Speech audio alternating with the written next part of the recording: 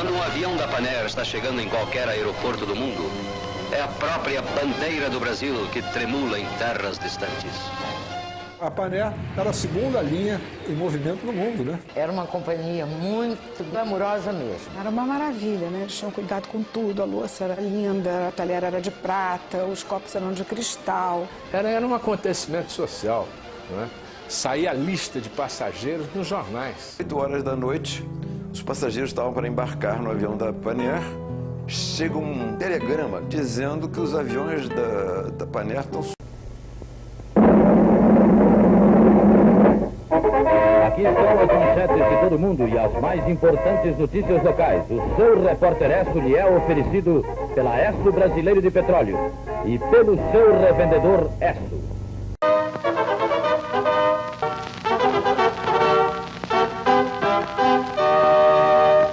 Boa noite, amigos. O domingo vai ser marcado por instabilidade do tempo, segundo o escritório de meteorologia. O tempo bom com nebulosidade ao início passará instável.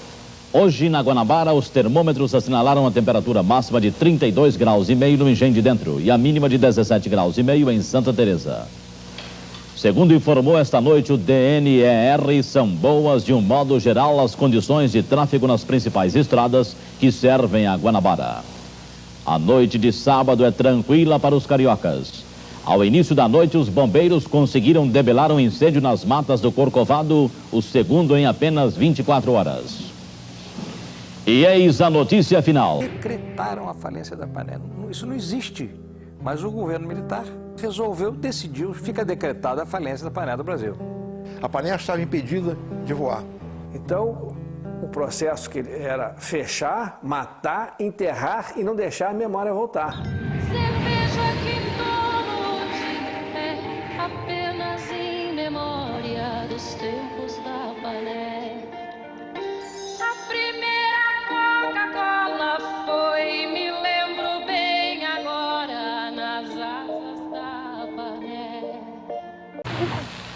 Desejando a todos um feliz fim de semana, aqui se despede por hoje o seu repórter Esso para voltar na próxima segunda-feira às 19h40. Muito obrigado, boa noite, até lá.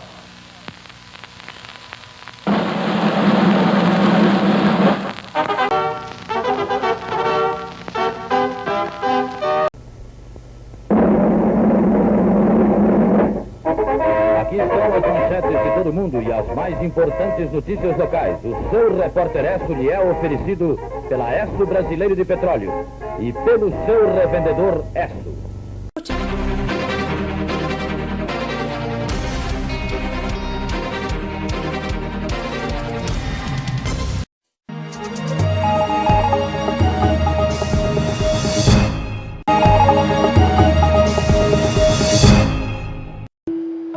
A maior escola de aviação que já houve entre nós. Eu só queria saber por que fecharam a Panair. Eu fiquei estarrecido. 1965, quando a empresa ia fazer 36 anos, o governo militar decretou a falência. Para nós foi um choque enorme. É mais do que ser fiel a um passado. É a história de uma paixão, de uma razão de viver.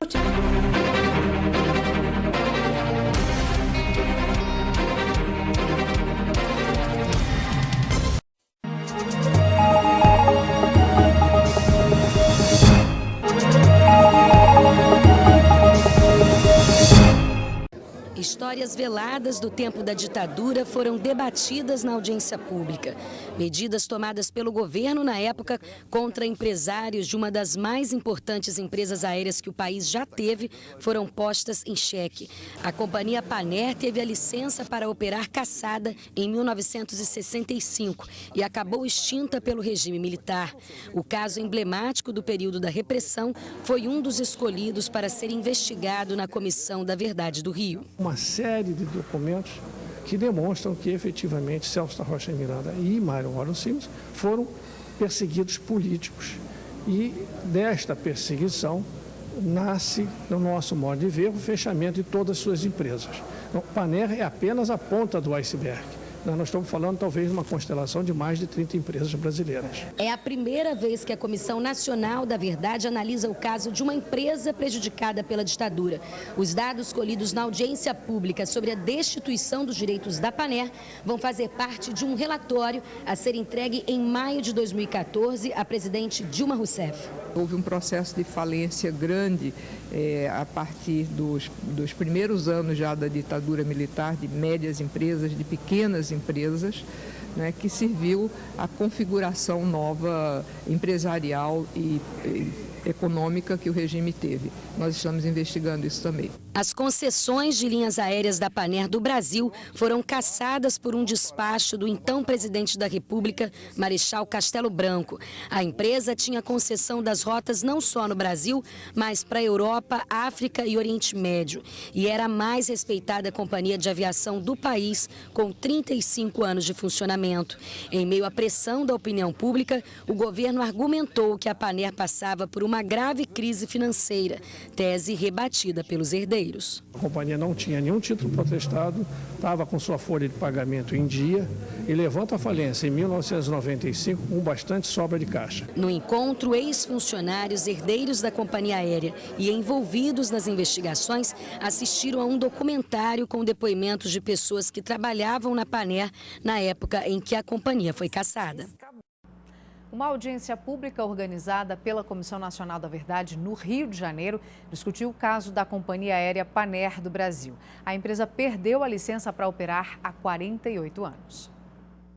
Por 35 anos, a Panair do Brasil dominou os céus do país, até ser fechada pelo regime militar em 1965. Sem nenhum aviso prévio, cerca de 5 mil funcionários perderam os empregos. Eu fiquei com um marido sem passado, porque ele entrou para a Panair aos 18 anos, viveu na Panair a vida inteira e ficou sentado olhando para a parede, sem vida, sem passado, sem presente e também sem futuro. Com capital 100% nacional e rotas para a Europa, África e Oriente Médio, a Panair era a companhia aérea mais respeitada do Brasil na época e perdeu a concessão de suas linhas da noite para o dia. Uma dos mecanismos que a ditadura se utilizou foi o da difamação, dizer que os empresários, os sócios, né, da Panair e das empresas que eram associadas à Panair praticaram enriquecimento ilícito, né, fizeram gestão ruinosa. A empresa tentou se proteger juridicamente, só que o governo militar foi lá e pressionou para que fosse decretada a falência. Uma falência em que não havia credores pedindo, não havia dívidas vencidas, não tinha... todos os funcionários estavam em dia. Casos como o da Panair, de empresas que foram prejudicadas pela ditadura, serão investigados pela Comissão Nacional da Verdade. Vamos convocar empresários e empresas que se sentiram perseguidas para uma reunião, para termos uma notícia mais clara e até termos acesso a documentos iniciais que nos permitam fazer depois uma pesquisa no Arquivo Nacional e em outros acervos. Os herdeiros dos sócios da Panair acreditam que é fundamental não deixar que as perseguições durante os anos de chumbo sejam esquecidas. Nós fazemos esse evento para mostrar para vocês que uma companhia que tinha toda a capacidade de bem servir a nação foi fechada porque não estava em comum acordo com a tese política de determinado grupo político da época.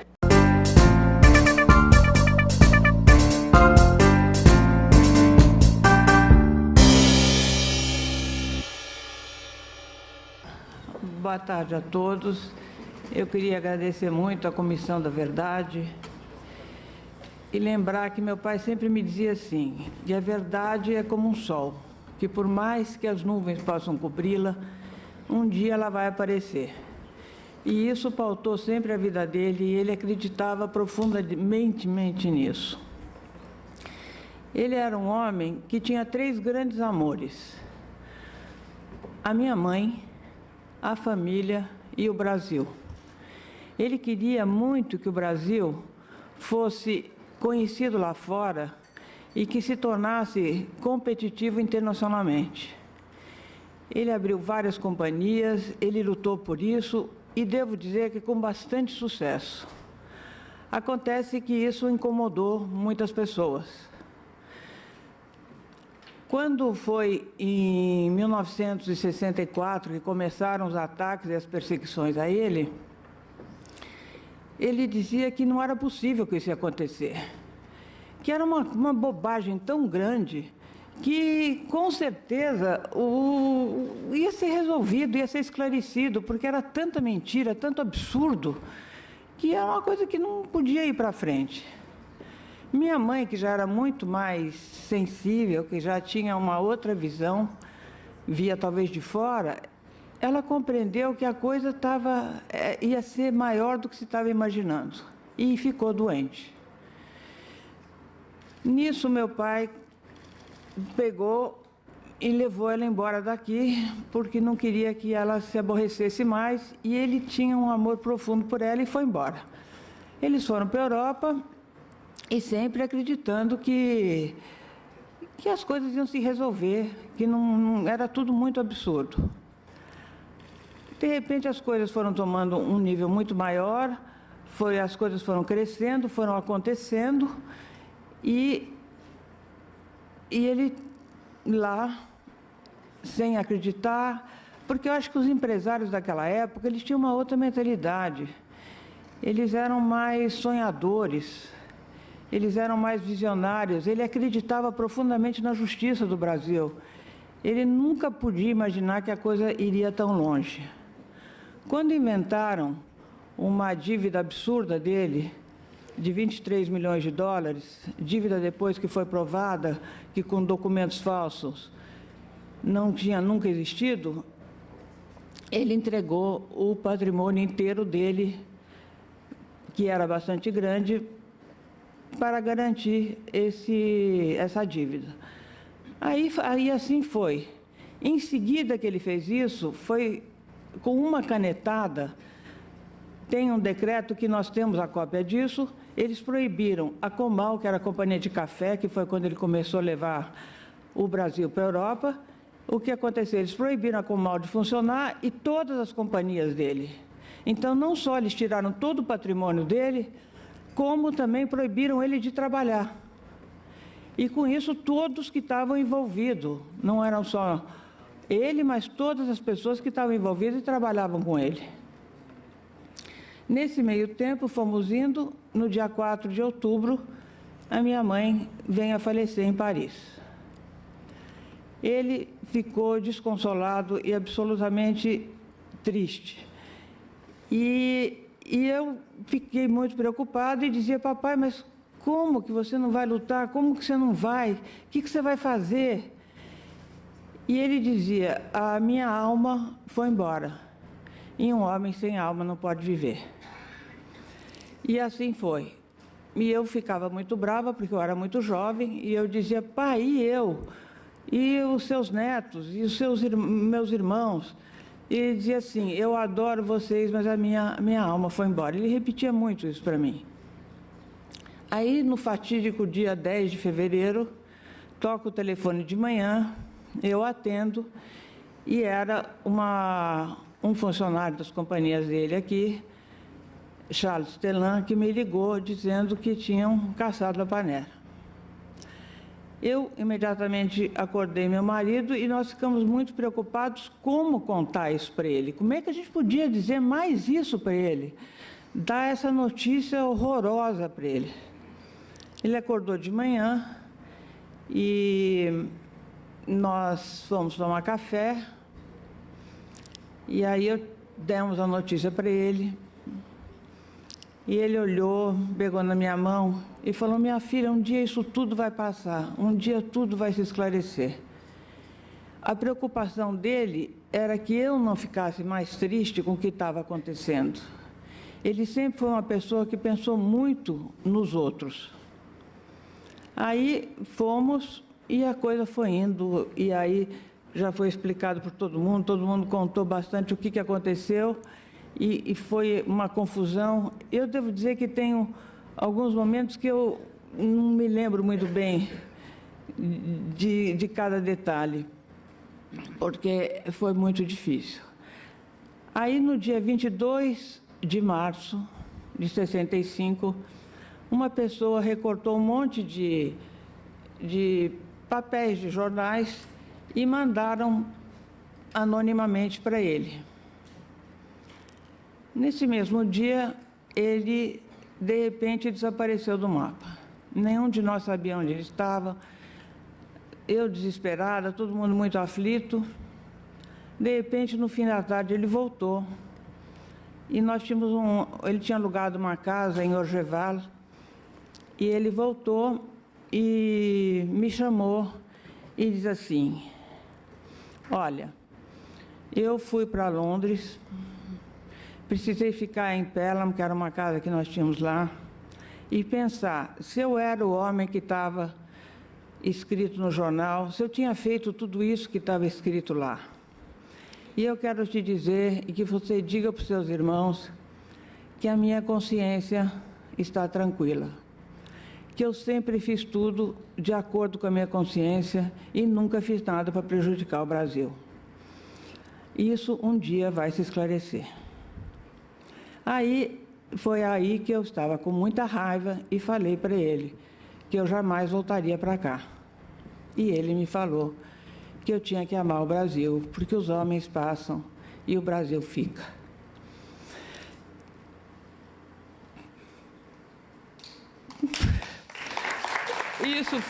Eu queria só dizer o seguinte, isso foi no dia 23 de março de 1965 que ele nos deixou. Mas agora, com a Comissão da Verdade, quem sabe essas nuvens vão embora e o sol volte a brilhar. Obrigada.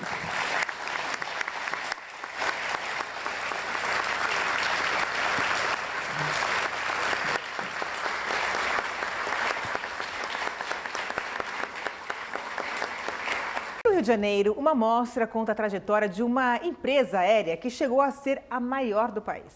Está em cartaz a exposição A Paner Brasil, cheia de histórias para contar. Veja aí.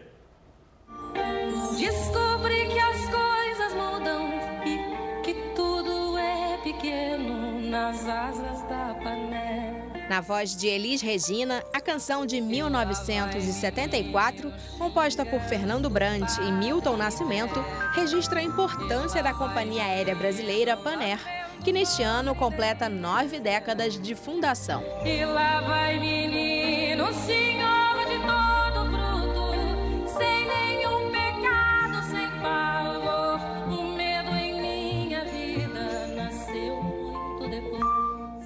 Para celebrar a data, o Museu Histórico Nacional exibe a exposição inédita Nas Asas da Paner, com um acervo histórico-afetivo de aproximadamente 300 artigos de ex-funcionários. Entre os itens expostos estão uniformes, louças, brindes, fotos e documentos. Um dos objetos é um guardanapo de bordo assinado pela Seleção Brasileira da Copa do Mundo de 1958. Foi uma festa lá dentro, Garrincha com medo de voar, Newton Santos também. O Mauro me chamava de Rosa porque me achava linda. Sabe, essas coisas assim, vêm à tona, né? Eu ainda não esqueço, estou com 78 anos, mas ainda estou boa de memória.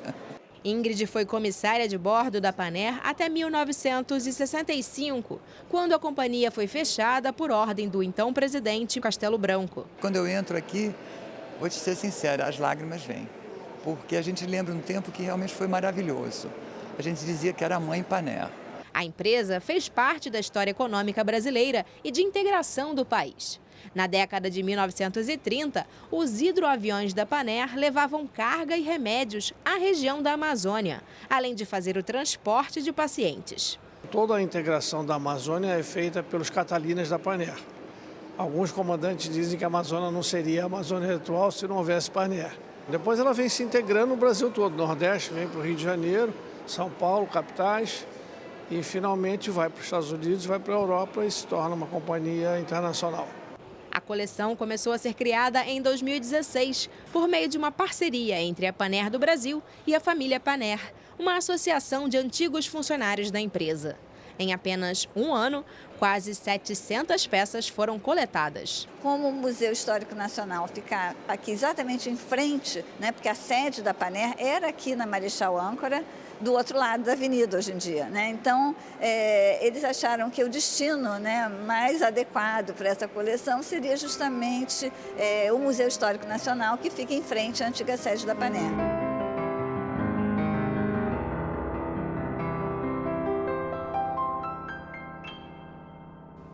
Panda, você tem pretensão em fazer algum livro sobre a Paner ou Real? Eu tenho pretensão, já estou recolhendo material, quero fazer um livro sobre as duas, talvez um livro contando a história das duas, porque eu acho que ainda tem espaço para falar sobre a história da Paner. Estou colhendo material, não é de hoje, estou recolhendo material, fotografias, pesquisando, porque a história da Paner, ela ganhou alguns livros, mas no meu entender são livros de pessoas que amavam a Paner, então ficou uma coisa, ficou um pouco, um pouquinho apaixonada demais. Eu acho que faltou um pouquinho de centro, assim, fazer uma imagem, uma análise mais crítica sobre a Paner, porque a Paner é sempre lembrada como uma empresa que foi assassinada, a Varig acabou com a Paner, coitadinha da Paner, etc, etc. Quando a gente dá uma olhada na Paner nos últimos anos dela, ela estava mal. Eu acho que eu não tenho medo de afirmar o seguinte, se a Paner não tivesse sido fechada e o foi de forma absolutamente cruel, injusta, brutal, né, ela teria fechado por fadiga de material, ela teria falido. Só para você ter uma ideia, a Paner estava praticamente voando uma aeronave de cada tipo. Então tinha 3 DC-8, um voava, tinha 3 Caravelle, um voava, tinha 3 DC-7, um voava. Os outros estavam no chão, com problemas de manutenção. Tinha um Caravelle, por exemplo, PDV, que estava em Toulouse, que não voltou para o Brasil por falta de pagamento, foi fazer revisão e a Paner ficou sem dinheiro para pagar. Então, a Paner não estava nada bem das pernas, tá? Ela não foi uma empresa bem administrada nos últimos anos dela. E essa conversa, esse papo, nunca foi contado. Assim, é sempre, a coitadinha da Paner foi morta. Concordo, foi morta e não tem nada que justifique isso. Mas a Paner, ela estava deixando a desejar do ponto de vista administrativo. Eu acho que ela não ia sobreviver, mesmo que, se ela não tivesse sido fechada, acho que ela ia desaparecer.